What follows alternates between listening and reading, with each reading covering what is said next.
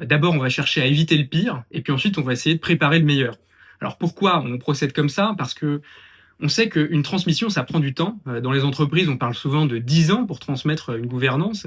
Et pour les entrepreneurs et leur patrimoine personnel, c'est même encore plus long parce que les enfants ont besoin de grandir. Le problème, c'est que pendant toutes ces années, où en plus on va réfléchir et puis nos idées vont évoluer, on court certains risques. Et donc, on veut éviter le pire parce que ces risques font courir un risque très important sur le patrimoine. Et puis ensuite, on va se poser des questions plus profondes. Donc pour commencer par éviter le pire, il y a deux scénarios du pire. Le premier, c'est l'incapacité. Donc c'est le cas Schumacher. Vous faites du ski, vous tombez dans le coma. Que se passe-t-il? Que se passe-t-il à plusieurs niveaux? D'abord au niveau de votre entreprise, ensuite au niveau de votre patrimoine personnel, et puis ensuite au niveau de votre personne. Donc nous, avec les notaires, on travaille toujours avec eux sur ce genre de sujet. On rentre généralement par les sujets qui sont du patrimoine, parce que c'est un peu les plus simples. Et puis généralement, ça mène aussi à toute une réflexion au sein de l'entreprise, parce que quand on démarre son business avec son associé, le premier truc auquel on pense, c'est pas de tomber dans le coma. Donc généralement, on n'a pas forcément pensé à cette structure de gouvernance de s'il y en a un qui n'est plus là, comment on fait pour décider. Et puis, sur le plan patrimonial, ça se matérialise généralement par un mandat de protection future qui est donc préparé avec le notaire et qui permet sur mesure de savoir quelles sont les personnes de confiance à qui je vais confier mon patrimoine, ma vie personnelle et puis également mon entreprise, même si l'entreprise, ça se gère plus dans des statuts, dans des pactes d'associés.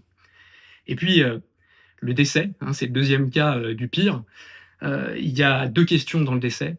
Quel type de gouvernance on va devoir mettre en place sur le patrimoine et sur l'entreprise? Et donc là, c'est un petit peu les mêmes questions qu'au niveau de l'incapacité, puisque finalement, dans un cas comme dans l'autre, vous n'êtes plus là pour pouvoir décider à ce moment-là. Et puis, la deuxième partie, c'est la fiscalité. Parce que, bon, en France, vous n'êtes pas sans savoir qu'on paye jusqu'à 45% d'impôts.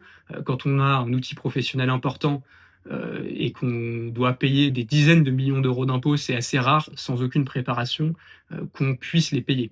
Et la problématique, c'est que pour conserver un patrimoine, devoir vendre des actifs en urgence pour payer des droits de succession, c'est pas généralement la meilleure technique. Et donc, à ce moment-là, on va devoir mettre en place plusieurs solutions qui sont pas du tout des solutions optimales et c'est pas leur but, hein. Ça va juste être de parer au pire, hein, comme le nom de la section l'indique. Ça va être souvent par un testament, par le régime matrimonial qui peut aussi aider, l'assurance vie, une assurance décès, et puis des dutreils préventifs aussi qui sont assez courants. Donc ça, c'est vraiment la première étape, j'allais dire, ça se fait pas en une semaine, mais ça se fait dans les 2-3 premiers mois quand on rencontre les clients, parce que c'est facile, on ne cherche pas l'optimum, on veut juste se protéger.